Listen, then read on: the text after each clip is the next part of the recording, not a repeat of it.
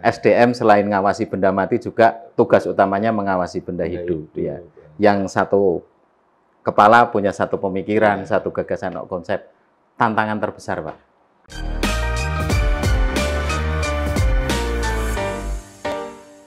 Halo sahabat Bawaslu di seluruh Indonesia, jumpa kembali pada podcast Bawaslu Kabupaten Batang. Podcast ini adalah sebuah ajang berdiskusi bersama tentang ikhtiar membangun pemilu yang bermartabat, jujur, adil, dan tentu berintegritas. Tema kita kali ini akan berdiskusi tentang SDM, sebuah divisi yang kalau banyak orang bilang itu program kerjanya tiada henti, baik tahapan atau tidak tahapan, karena yang diisi atau yang dibina adalah otak-otak manusia yang ada di lembaga itu. Narasumber kita adalah Koordinator Divisi Sumber Daya Manusia, Organisasi dan Diklat Bawaslu Kabupaten Batang, Bapak Selamat Mu'arif, MM. Nah, kita akan ngulik banyak ini, Pak, tentang ke-SDM-an. Tetapi sebelum kita jauh berbicara tentang tupoksi SDM yang ada di Bawaslu, saya ingin tanya dulu nih, proses Pak Mu'arif sampai kemudian memilih dirinya untuk di SDM, tidak di divisi lain. Oh, gitu ya. Dulu pada saat setelah pelantikan, itu kan harus menentukan ketua dan divisi-divisinya pada saat itu, Pak. Dan kebetulan pada saat itu kan kita, meskipun saya orang baru di Bawaslu, tapi setidaknya kita berlima itu sudah pernah kenal. Pak Ketua sudah pernah kenal, Pak Lutfi sudah pernah kenal, Pak Mahfud sebagainya sudah pernah kenal, karena kita berawal dari sama penyelenggara. Dulu beliau di Bawaslu, saya di PPK, sejaknya sudah saling mengenal lah. Sisi pendidikannya, latar belakang pendidikannya apa, dan sebagainya. Terus pada saat pemilihan ketua, Pak Mabur diberi amat sama teman-teman untuk jadi ketua, terus tinggal pembagian divisinya, Pak. Ya. Jadi di pembagian divisinya sebelum kita rapatkan, itu sebenarnya kita berempat sudah rasan-rasan pada saat di stasiun Gambir, sepulang dari pelantikan. Sambil nunggu kereta, kita ngobrol-ngobrol berempat, karena Pak Mabrur itu ada kegiatan, ketua ada kegiatan, makanya kita pulang berempat bareng, ngobrol-ngobrol. Ini nanti enaknya beli pembagian divisi ya, udah. Tapi tidak humpim pagi ini kan, Pak? Enggak, kita juga berdasarkan passion-nya, berdasarkan pendidikan dan passion-nya. Kebetulan di penanganan pelanggaran, Pak Lutfi itu basic pendidikannya adalah SHMH, Sarjana Hukum, Magister Hukum, maka beliau didapuk untuk tetap di PP. Terus Pak Farihin juga beliau SAG, hukum juga, dan beliau memang sesepuh bini sepuhnya kita, maka dia lebih cocok nih di penyelesaian sengketa karena dianggap lebih tua. Ketika penyelesaian sengketa, beliau sudah berpengalaman, sudah punya ini sebagainya, akhirnya beliau udah, Pak, jenengan di penyelesaian sengketa saja, yang bersama itu. Terus Pak Faizin SHI, beliau tadi basic kerjanya juga di KPA, dia sering komunikasi dengan desa-desa, dan sebagainya. Beliau juga pendamping desa awalnya, jadi dia cocok nih di pencegahan, yang biar komunikasi dengan stakeholder gampang. Gitu. Dan beliau emang senang di kehumasan, makanya udah saya ini aja lah. Salah satu emang saya juga memilih di SDM.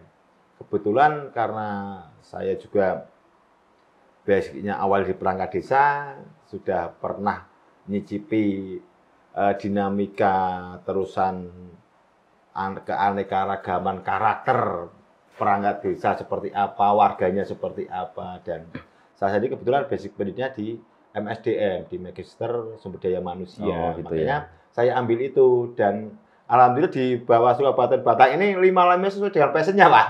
Ya kan, seperti jenengan rasakan 5-5-nya itu sesuai passion-nya masing-masing. Dengan karakter yang harus membawahi itu.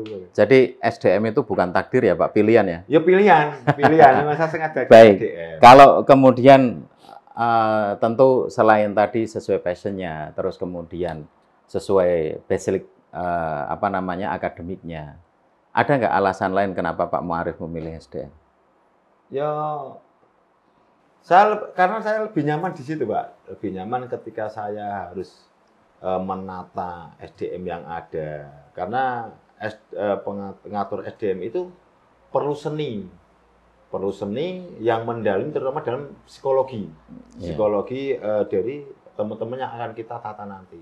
Karena kalau misalnya, mohon maaf, ketika ngatur teman-teman yang sudah dewasa, pada pintar dan sebagainya, ketika hanya berdasarkan aturan jeger-jeger tanpa tahu perasaan dan emosinya susah. Memang kalau misalnya ngajar anak SD mungkin gampang, soal aturan tapi untuk orang dewasa ini kan ngaturnya harus butuh seni ya? Butuh seni. Satu dengan satu orang beda karakternya. Baik. Nah, kalau sebetulnya Pak, tupoksi SDM sendiri itu apa sebetulnya? Selain tadi ngatur internal dan lain sebagainya. Kalau di Bawaslu di pemilu 2024 dan di Pilkada itu saya ada beberapa yang harus kewajiban yang harus di pundak saya selaku di SDM, organisasi. Kita juga harus bagaimana mengelola organisasi kita. Terus di diklatnya bagaimana kita memberikan bekal-bekal kepada teman-teman, baik itu di staf kita, baik itu jajaran ad hoc seperti Panwasam dan ke bawahnya. Karena kita bertanggung jawab di diklat, maka kita harus berkewajiban untuk memberikan menambahkan skill dalam pengawasan itu, Pak. Terus dalam proses pengawasan lainnya, kita juga harus mengawasi proses rekrutmen sebelah. Dalam artian proses rekrutmen KPU itu, proses rekrutmen di PPK, terus di tingkat desa atau PPS, dan PPS kita harus awasi. Yang diawasi apa saja ini? Ini kan rumah tangga sana ini, kenapa diawasi? Itu kan kita harus mengawasi prosesnya betul-betul sesuai dengan aturan atau tidak, atau asal comot, terus persyaratannya bagaimana, sudah komplit atau tidak, dan sebagainya, Pak. Jadi banyak aspeknya harus kita awasi, karena untuk rekrutmen penyelenggara itu kan banyak permasalahan juga sebenarnya, banyak kendala-kendala dan sebagainya, terutama kalau misalnya perekrutan KPPS ini, kita butuh pasukan banyak, ternyata SDM-nya jarang. Harus ngedun ke SDM, misalnya harus dari SMA, akhirnya ke SMP. Dan sebagainya, itu juga kita harus awas proses itu. Terus pada saat rekrutmen untuk berkasnya bagaimana, terus ujinya bagaimana, misalnya CAT, terus wawancara, terus penilaian, terus penetapannya bagaimana, terus proses pelantikannya sesuai atau tidak, seperti itu. Terus dibekali atau tidak pun harus kita awasi. Ya. Ya kan? Kalau kemudian tadi secara administrasi ya, untuk mengawasi, sebut saja kamar sebelah lah saya menyebutnya itu. Kalau misalkan di sana ditemukan, ini anggota partai nih, oh ini ternyata tim sukses nih, apa yang dilakukan sebagai pengawas? Kita memberikan saran perbaikan, Pak, kita sarper. Kita komunikasikan dengan KPU, kita cari bukti-buktinya, kan pada saat data sudah masuk itu sudah ada data-datanya, kita ngecek sama pasukan-pasukan kita, Pak, di Panwasam kita cek, ini nyangkut di parpol atau tidak. Ya. Ketika nyangkut, kita surati KPU, kita kasih buktinya, ini loh, bahwa si A ini masuk dalam masih anggota parpol. Di pemilu kemarin dijumpai? Dijumpai, Pak. Terus kemudian KPU-nya sendiri merespon itu bagaimana? KPU merespon dengan baik. Ketika mereka hanya namanya dicatut, mereka membuat surat pernyataan ataupun bahwa mereka dicatut dan sebagainya. Jadi ada tindakan-tindakan yang memang harus sesuai aturannya dijalankan. Berarti tambahan sebagai SDM itu harus pintar komunikasi juga dan lobby ya? Iya, makanya kita harus baik-baik dengan mereka. Di tahapan Pak, selain ngurusi SDM yang kaitannya dengan rekrutmen, ada tugas lain? Di tahapan kita dapat tugas pengawasan logistik. Ini panjang juga Pak logistik, itu dari perencanaan, terusan dari lelang, terusan perencanaan produksi, terusan produksi, distribusi, manajemen gudang, sampai dengan distribusi ke tingkat TPS, terus redistribusi juga kita awasi. Dari TPS ke PPK, dari PPK ke KPU Kabupaten, itu kita selalu awasi. Jadi memang kalau pembagian pengawasan itu juga melibatkan banyak unsur ya Pak? Banyak unsur. Dan juga banyak tantangan. Iya, tantangan. SDM selain ngawasi benda mati juga tugas utamanya mengawasi benda hidup. Ya. Yang satu kepala punya satu pemikiran, satu gagasan, konsep. Tantangan terbesar Pak? Tantangan terbesar itu ketika kita untuk mengelola SDM ya, terutama SDM kita di internal KPU dengan di Bawaslu, di staf-stafnya, kita setiap orang kan punya karakter berbeda Pak. Mungkin ijazahnya sama, S1-nya hukum. Tapi untuk karakter itu kan beda-beda. Karakter, skill itu beda-beda. Makanya ketika kita mengelola dalam menempatkan, kita harus tahu dulu. Harus benar-benar memahami, oh satu-satu, oh ini karakternya ini seperti ini. Oh ini seperti ini. Oh skill dia di sini. Oh skill dia di sini. Makanya untuk penempatnya selain sesuai dengan SOTK yang ada Pak, kita juga untuk tupoksinya ada yang namanya saling membantu itu. Bagaimana ketika yang tupoksinya A misalnya, dia ada tugas yang dia tidak mampu karena memang bukan skillnya, akhirnya teman yang lain itu bisa nggak bisa ya disuruh bantulah. Karena itu bukan skill dia meskipun itu tugas dia ya seperti itu. Jadi kita harus pinter-pinter itu Pak, harus bisa mengetahui. Wah, terus misalnya ada keluhan-keluhan dari teman-teman itu apa, juga kita harus cepat-cepat respon, harus sensi dengan keluhan-keluhan teman. Mungkin ada yang keluhan dengan tempat, lingkungan kerja misalnya, kalau kerja eksternalnya, kayak tempat, alat dan sebagainya. Kita juga harus cepat respect. Karena itu berpengaruh banget terkait dengan kinerja teman-teman itu. Makanya sharingnya apa? Saya sering ketika nongkrong sama teman-teman, apa sih penake priye dan sebagainya. Terus kita tata pelan-pelan dan sebagainya. Jadi ben kerja ki nyaman. Ketika kerja nyaman, saya yakin akan menghasilkan kinerja yang bagus. Berarti sebetulnya juga punya sisi konselor ya sebagai SDM, kemudian bagaimana harus mampu menjembatani seluruh yang ada itu kan. Nah, langkah-langkah saat ini yang dilakukan oleh Pak Muarif untuk membentuk Bawaslu Kabupaten itu menjadi tim yang solid dan kuat, Pak. Ya kita sering berdiskusi, ngobrol-ngobrol santai tentang keluhan-keluhan itu. Terusan secara rutin kita mengadakan staff meeting untuk menggali permasalahan, untuk menyampaikan program kerja, terus ditata penake priye dan sebagainya seperti itu Pak Dirgo. Nah, ini Pak, tadi untuk menjawab seluruh problematika yang ada. Ada nih sebagian masyarakat yang kemudian bertanya, kalau tadi pengawasan logistik, terus kemudian ada rekrutmen ad hoc, itu kan yang dilakukan di tahapan. Nah, kalau tidak di tahapan, apa yang kemudian dilakukan SDM atau Bawaslu sendiri? Oh, kalau SDM terkait dengan non tahapan, Pak. Memang mungkin orang awam, wah seneng nih Bawaslu rano tahapan, nyantai kerjanya. Iya, betul. Di momen-momen itu kita tetap bekerja, kita tetap meningkatkan kapasitas dan kualitas kita. Yo kita di peningkatan kualitas misalnya, kita mengadakan kegiatan-kegiatan yang berhubungan dengan peningkatan kualitas, misalnya pelatihan-pelatihan, bagaimana kita harus meningkatkan skill dan sebagainya untuk menghadapi pemilu ke depan, biar ketika pemilu itu ada, kita sudah siap.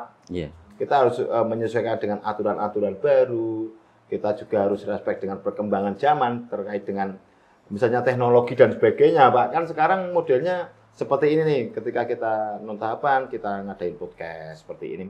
Kita berarti kan harus meningkatkan skill dari teman-teman staff ini. Karena untuk yang ahli shot siapa, ahli digital, IT-nya siapa dan sebagainya, itu juga bagian dari peningkatan kapasitas. Terus dari Bawaslu sendiri terkait dengan ini juga kita mengadakan kegiatan-kegiatan keluar yang sifatnya adalah kayak sosialisasi sekolah politik dan sebagainya. Kita ke sekolahan-sekolahan, ke SMP, SMA, terus kita ke desa-desa dan sebagainya, Pak Dirgo.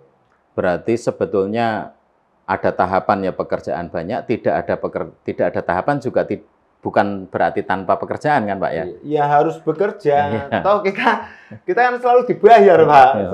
Sesuai dengan misalnya komisioner kontrak 5 tahun, ya dibayar 5 tahun. Kalau kita misalnya hanya nganggur, nanti yang kita terima itu halal atau tidak kan nggak tahu. Makanya kita harus mengarahkannya dengan cara kita bekerja. Baik. Kita minimal kita ngobrol dengan tetangga sebelah, dengan kawan sebelah tentang pendidikan politik. Ketika misalnya kita tidak bisa sosial dalam kapasitas besar, kita di pos kamling juga bisa ngomong itu, ya kan Pak? Kita pendidikan politik, misalnya pos kamling, teman-teman nongkrong sebagainya, kita ngobrol seperti itu, Pak. Artinya virus-virus demokrasi ini harus tetap tersebar gitu ya, Pak? Harus, Pak. Dimanapun kita duduk, mungkin di warung, di mana, ya kita ngobrol santai dengan masalah politik. Nah, kembali ke tupoksi SDM, Pak. Tentu dari sekian jumlah orang yang ada di Bawaslu Kabupaten Batang ini dengan sejumlah pemikiran juga.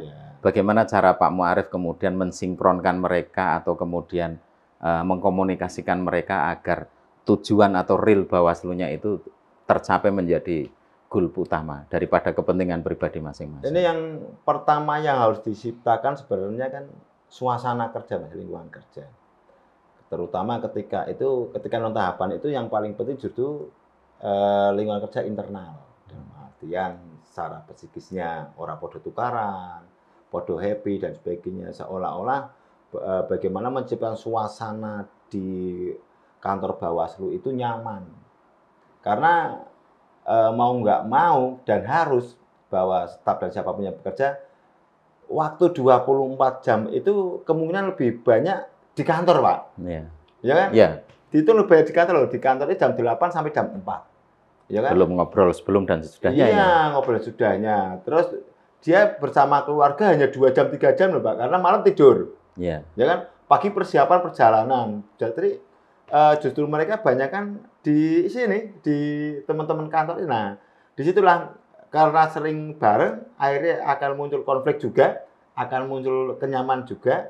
Makanya kita harus ngasih tahu, bahwa kerjaan tempat kamu itu paling lama 24 jam itu di kantor. Makanya ketika kamu tidak nyaman di kantor, maka orang murah nyaman. Kan seperti itu. Yeah. Tapi makanya kita buat nyaman. Ketika sudah nyaman, maka outputnya akan bagus. Itu secara psikisnya. Terus secara teknisnya kita itu tadi sering ngumpul. Misal kita ngobrol, kita unek-unek apa, terus kita tanggapi sebisa mungkin dan sebagainya. Terus kita sering adakan rapat. Setiap keputusan juga harus kita rapatkan dulu biar tidak ada permasalahan sebagainya. Selain ngumpul-ngumpul formal, pernah nggak Pak Muarif kemudian hunting sendiri untuk melakukan pendekatan non formal terhadap teman-teman ini? Ya ada beberapa yang kira-kira memang perlu saya dekati. Mungkin yang di luar itulah. Dalam artian, bermasalah dengan si A, dengan si B bermasalah. Saya tidak harus ngomong sama si A, si B-nya, Pak. Iya, betul. Ngomong sana, ngobrol kalau gitu, ngobrol kalau itu. Seperti itu. Dengan sistem yang santai justru lebih asik. Kan? Misalnya ngopi nang pojokan. Dan kadang solusi ketemu di situ ya? Iya, solusi ketemu di situ. Terus begini Pak, Bapak kan juga memiliki, atau kalau saya melihat itu justru Bapak itu menaungi banyak hal, termasuk di dalamnya ada keuangan, terus kemudian ada kearsipan, dan lain sebagainya. Bagaimana kemudian Pak Muarif membagi peran kepada mereka? Ya untuk saat ini Pak, untuk pembagian tupoksi itu apalagi sekarang kan sudah ada SOTK yang baru ya Pak ya, terkait dengan P3K yang baru itu dengan SOTK yang baru dengan peraturan yang baru itu. Ya kita mulai atur, mulai kita yang misalnya yang kearsipan siapa, mulai kita. Jadi yang keuangan kita jalani seperti ini. Jadi tidak ada saling lempar tanggung jawab nantinya. Jadi kita kerahkan. Pokoknya sampean tanggung jawabnya ini ya, meskipun nanti dikerjakan bersama, tapi penanggung jawabnya ada tetap sampean karena di SK-nya sampean. Untuk kerjanya mungkin bareng-bareng, Pak. Ketika arsip kan ngusung-ngusung dari dewan ini mesake. Ya kan? Jadi ya betul. Iya kan, tapi tetap tanggung jawabnya kan nyampe gang SOTK, Pak. Tanggung jawabnya meskipun dalam pengerjaan itu harus bareng-bareng sebagai bentuk solidaritas. Nah, kemudian dalam sisi penataan kelembagaan, Pak. Tadi kita tahu bersama bahwa Bawaslu ini kan belum sepenuhnya permanen gitu ya. Sementara banyak teman-teman Bawaslu juga yang belum memiliki sekretariat permanen. Nah, upaya menjembatani ini, Pak. Ya kita sesuai dengan yang ada dulu, Pak.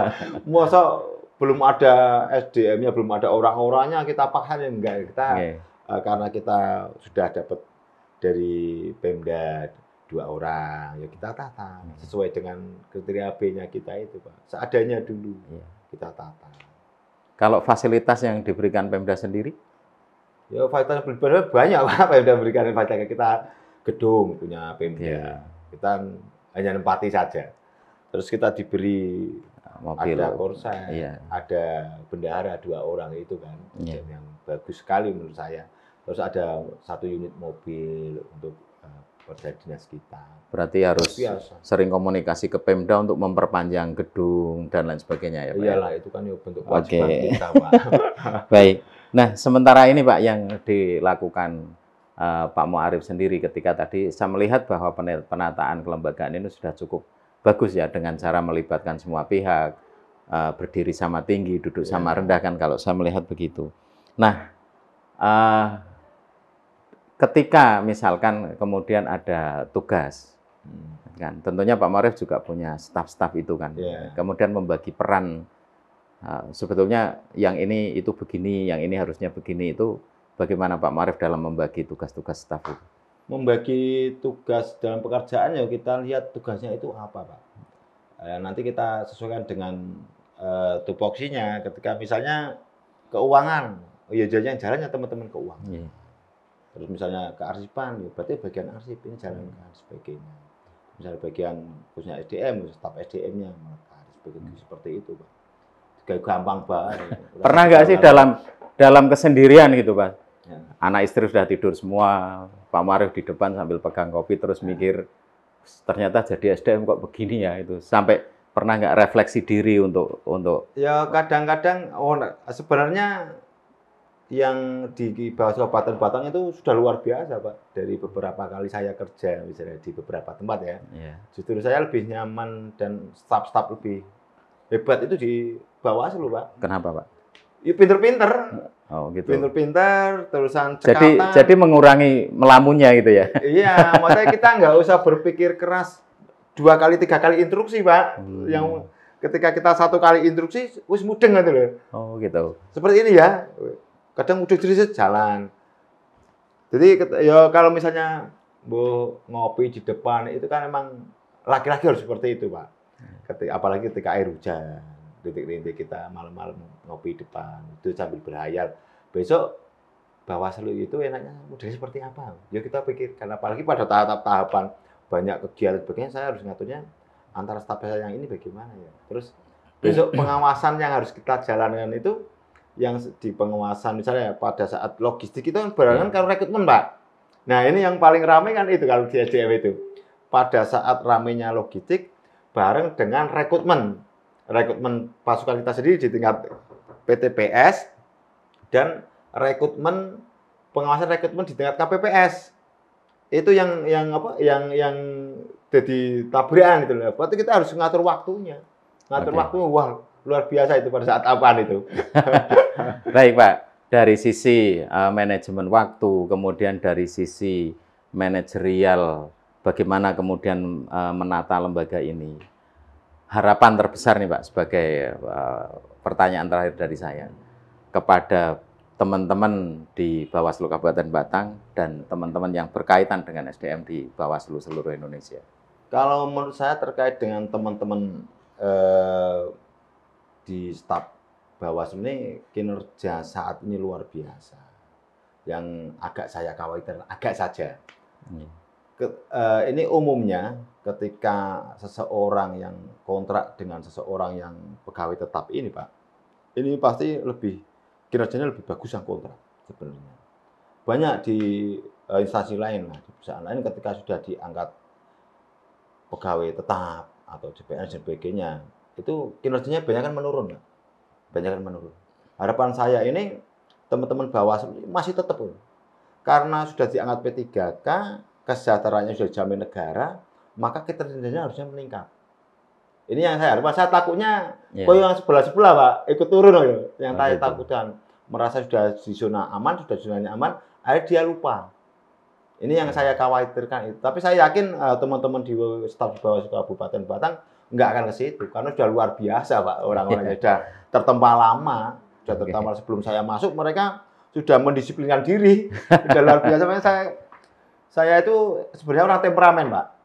ketika masuk di suatu kerjaan dan ketika bawaan saya itu kerja tidak bagus, saya pasti ngomel-ngomel. Tapi saya lihat di Bawaslu nggak pernah kayak gitu. Nggak pernah, karena begitu saya masuk, saya perintah sekali sudah temoto, Pak. Itu enaknya di situ. Makanya saya di Bawaslu bukan tambah pintar, tambah goblok saya di situ sebelumnya. Jadi berpikirnya kurang. Kalau dulu di instansi lain kan, misalnya perintah ke teman-teman itu agak lelet dan harus 2 kali instruksi, 3 kali instruksi. Di sini enggak, sekali instruksi jalan. Ini semoga bisa jalan meskipun sudah P3K, kesejahteraan sudah terjamin, mudah-mudahan kinerjanya semakin bagus. Bagus, luar biasa Pak. Jadi harus berbanding imbang ya antara pendapatan yang sudah didapatkan, kesejahteraan yang sudah didapatkan dengan etos kerja. Jangan merasa sudah nyaman dan aman, akhirnya kinerjanya menunjang. Oke, iya, saya kira itu Pak. Nanti mungkin kapan-kapan kita akan mengulik lebih dalam lagi tentang SDM ini. Nah, tetapi bagi saya ada satu hal bahwa tadi yang disampaikan oleh Pak Muarif itu ya, SDM itu memang pekerjaannya tidak akan pernah usai, gitu kan. Baik menjelang, pada saat, atau bahkan pasca tahapan. Ya, sahabat Bawaslu di seluruh Indonesia, demikian tadi ngobrol singkat saya dengan Kordif SDMO Bawaslu Kabupaten Batang. Terima kasih Pak. Selamat Muarif. Ya, semoga perbincangan kita kali ini menjadi sebuah literasi bagi sahabat Bawaslu dimanapun Anda berada. Dan salam dari kami bersama rakyat. Awasi pemilu bersama Bawaslu, tegakkan keadilan pemilu. Salam dan sampai jumpa. Oke, ya. Terima kasih, Pak.